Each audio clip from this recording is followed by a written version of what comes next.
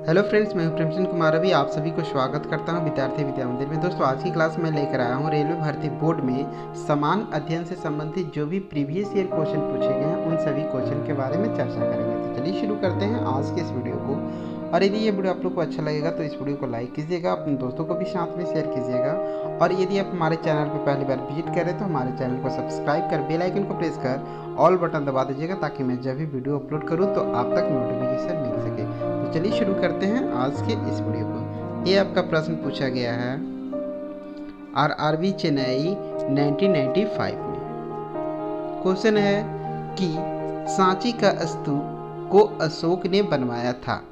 किसका? सांची का स्तूप को अशोक ने बनवाया था।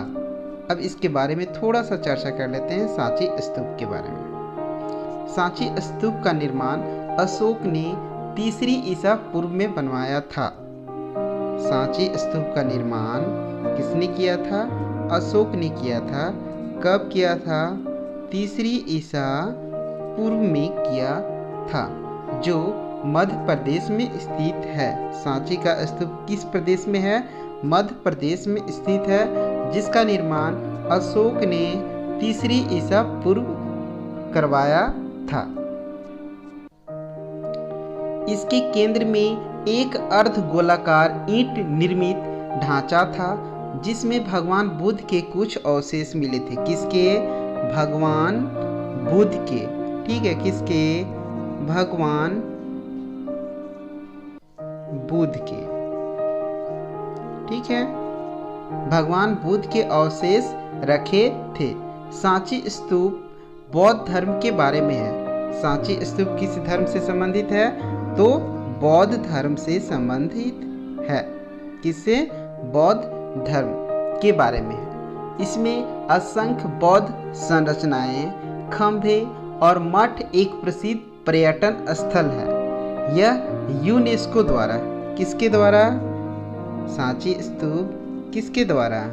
यूनेस्को द्वारा, यूनेस्को द्वारा विश्व धरोहर स्थल के अंतर्गत सूचीबद्ध है। नेक्स्ट क्वेश्चन की हम बात करते हैं कि गुलाम वंश का संस्थापक कुतुबउद्दीन ऐबक था। किसका? गुलाम वंश। गुलाम वंश का संस्थापक कुतुबउद्दीन ऐबक था। अब थोड़ा सा हम बात कर लेते हैं गुलाम वंश से रिलेटेड। तो गुलाम वंश मध्यकालीन भारत का एक राजवंश था। इसका वंश का पहला शासक कौन था? कुतुबउद्दीन ऐबक था, जिसे मोहम्मद गौरी, कौन? जिसे मोहम्मद, ठीक है, मोहम्मद गौरी, जिसे मोहम्मद गौरी पृथ्वीराज चौहान को हराने के बाद नियुक्ति किया था। मोहम्मद गौरी पृथ्वीराज चौहान को, किसको? पृथ्वीराज चौहान को, ठीक है, पृथ्वीराज चौहान को हराने के बाद नियुक्ति किया था। इस वंश ने दिल्ली की सतह पर 1206 से 1290 ईस्वी तक राज किया। नेक्स्ट क्वेश्चन है कि पूर्वी घाट तथा पश्चिमी घाट का मिलन स्थल नीलगिरी है। क्या है? पूर्वी घाट तथा पश्चिमी घाट का मिलन स्थल नीलगिरी है। अब यहाँ पे हम बात कर लेते हैं थोड़ा सा नीलगिरी के बारे में। यह सीमा दक्षिण भारतीय राज्यों, अर्थात हम कह सकते हैं कर्नाटक और केरल के जंक्शन पर स्थित है। कहाँ? कर्नाटक और केरल के जंक्शन पर स्थित है। नेक्स्ट क्वेश्चन है कि लावनी तथा तमाशा महाराष्ट्र राज्य का लोक नृत्य है।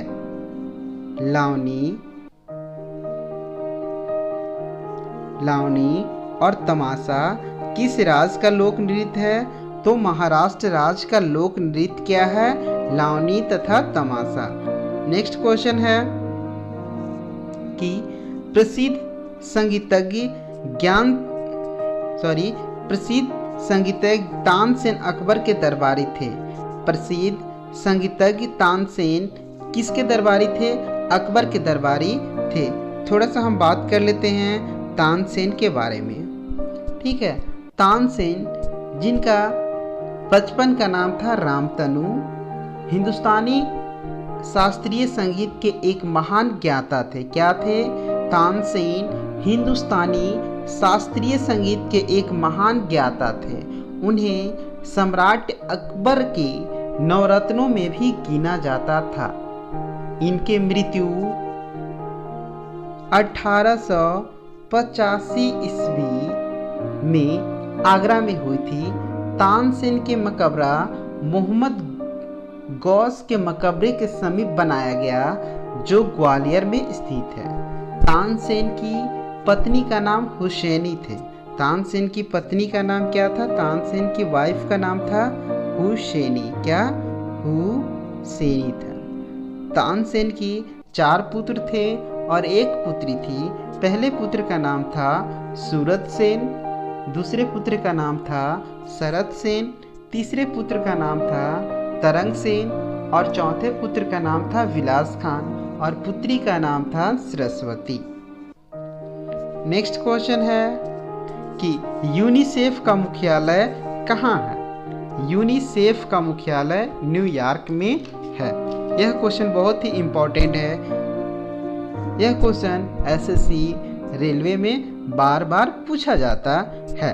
तो थोड़ा सा हम बात कर लेते हैं यूनिसेफ के बारे में। यूनिसेफ, इसकी स्थापना संयुक्त राष्ट्र सभा ने 11 दिसंबर कब? 11 दिसंबर 1946 को की थी और 1953 में कब? 1953, ठीक है, 1953 में यूनिसेफ संयुक्त राष्ट्र का अस्थायी सदस्य बना और इसका मुख्यालय न्यूयॉर्क में रखा गया। नेक्स्ट क्वेश्चन है कि गैट, क्या? गैट का जगह WTO किस तिथि को लिया? ठीक है, तो गैट का जगह WTO 1 जनवरी 1995 से ले लिया। अब थोड़ा सा हम बात कर लेते हैं कि गैट का फुल फॉर्म क्या होता है और WTO का फुल फॉर्म क्या होता है। तो गैट का फुल फॉर्म होता है general agreement on traffic and trade. GATT का फुल फॉर्म क्या होता है? तो गैट का फुल फॉर्म होता है general agreement on tariffs and trade. अब हम बात कर लेते हैं कि WTO वर्ल्ड ट्रेड ऑर्गेनाइजेशन, यह एक अंतर्राष्ट्रीय संगठन है जो विश्व व्यापार के लिए नियम बनाता है। नेक्स्ट क्वेश्चन है कि प्रसिद्ध चीनी यात्री फायान ने भारत की यात्रा किसके शासनकाल में की थी? ठीक है, कौन? तो प्रसिद्ध चीनी यात्री फायान ने भारत की यात्रा चंद्रगुप्त द्वितीय के शासनकाल में की थी। नेक्स्ट क्वेश्चन है कि मनसबदारी प्रथा किसने चलाई थी? तो मनसबदारी प्रथा अकबर में चलाई थी। किसने मनसबदारी प्रथा किसने चलाई थी? तो मनसबदारी प्रथा अकबर ने चलाई थी। थोड़ा सा हम बात कर लेते हैं मनसबदारी प्रथा क्या था। तो मनसबदारी प्रथा सेना को संगठित करने की एक ऐसी व्यवस्था थी जिसमें प्रत्येक मनसबदार अपनी अपनी श्रेणी और पद के लिए अनुसार सैनिक रखता था। इस व्यवस्था में मनसबदार सम्राट से प्रति माह नगद वेतन प्राप्त करता था। नेक्स्ट क्वेश्चन है कि एलोरा और एलिफेंटा में शैलकृत चैत्य किस काल की है? आपको बताना है कि एलोरा और एलिफेंटा में शैलकृत चैत्य राष्ट्रकूट काल की है। किस काल की है? तो राष्ट्रकूट काल की है। किस काल की है? राष्ट्रकूट काल की है। नेक्स्ट क्वेश्चन है कि गुरु तेग बहादुर का वध औरंगजेब ने करवाया था। तो यहाँ से क्वेश्चन क्रिएट होता है कि गुरु तेग बहादुर का वध किसने करवाया था? तो गुरु तेग बहादुर का वध औरंगजेब ने करवाया था। किस लिए करवाया था, इसके बारे में थोड़ा सा चर्चा कर लेते हैं कि गुरु तेग बहादुर को इस्लाम स्वीकार न करने के कारण 1775 में मुगल शासक औरंगजेब ने उसका वध करवाया था। कब करवाया था? तो 1775 ईस्वी में। किस लिए करवाया था? तो इस्लाम स्वीकार न करने के कारण 1675 ईस्वी में मुगल शासक औरंगजेब ने गुरु तेग बहादुर को वध करवा दिया था। नेक्स्ट क्वेश्चन है कि चीन में लाल क्रांति कब हुई? ठीक है, तो चीन में लाल क्रांति 1949 ईस्वी में हुई थी। यहाँ से क्वेश्चन क्रिएट होता है कि चीन में लाल क्रांति किस ईस्वी में हुई थी? तो चीन में लाल क्रांति 1949 ईस्वी में हुई थी। अब थोड़ा सा हम बात कर लेते हैं कि चीन में लाल क्रांति क्या थी। चीन में लाल क्रांति के बारे में थोड़ा सा चर्चा कर लेते हैं कि चीन की लाल क्रांति 1949 में माओ त्से तुंग के नेतृत्व में, किसके नेतृत्व में? माओ त्से तुंग के नेतृत्व में साम्यवादी क्रांति के रूप में हुई थी, जिसके परिणाम स्वरूप चियांग काई शेक के शासन का अंत हो गया और चीन में साम्यवादी शासन का उदय हुआ। नेक्स्ट क्वेश्चन है कि महात्मा गांधी ने करो या मरो का नारा 1942 में दिया था। यहाँ से 2 या 3 क्वेश्चन क्रिएट होता है कि करो या मरो का नारा किसने दिया? तो करो या मरो का नारा किसने दिया? महात्मा गांधी दिया। और किस आंदोलन में या फिर कब दिया? तो 1942 में भारत छोड़ो आंदोलन में दिए थे। नेक्स्ट क्वेश्चन है कि चोल वंश किसके लिए प्रसिद्ध था? आपको बताना होगा कि चोल वंश किसके लिए प्रसिद्ध था? तो चोल वंश नौसैनिक शक्ति के लिए प्रसिद्ध थे। किसके लिए? चोल वंश नौसैनिक शक्ति के लिए प्रसिद्ध थे।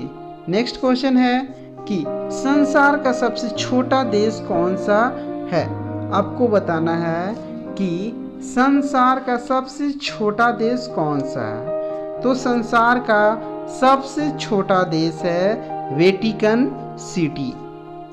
नेक्स्ट क्वेश्चन है कि लखनऊ से पहले अवध की राजधानी कहाँ थी? तो लखनऊ से पहले अवध की राजधानी कहाँ थी? फैजाबाद थी। नेक्स्ट क्वेश्चन है कि सबसे बड़ा बाघ अभयारण्य कौन सा है? तो सबसे बड़ा बाघ अभयारण्य जिम कॉर्बेट है। कौन सा? तो सबसे बड़ा बाघ अभयारण्य जिम कॉर्बेट है। नेक्स्ट क्वेश्चन है इराक की मुद्रा का नाम क्या है? आपको बताना है कि इराक की मुद्रा का नाम क्या है? तो इराक की मुद्रा का नाम दिनार है। तो मैं उम्मीद करता हूँ कि यह वीडियो आप लोग को अच्छा लगा होगा, और यदि यह वीडियो आप लोग को अच्छा लगा होगा तो इस वीडियो को लाइक कीजिएगा, अपने दोस्तों को भी साथ में शेयर कीजिएगा, और यदि आप हमारे चैनल पे पहली बार विजिट करें तो हमारे चैनल को सब्सक्राइब कर बेल आइकन को प्रेस कर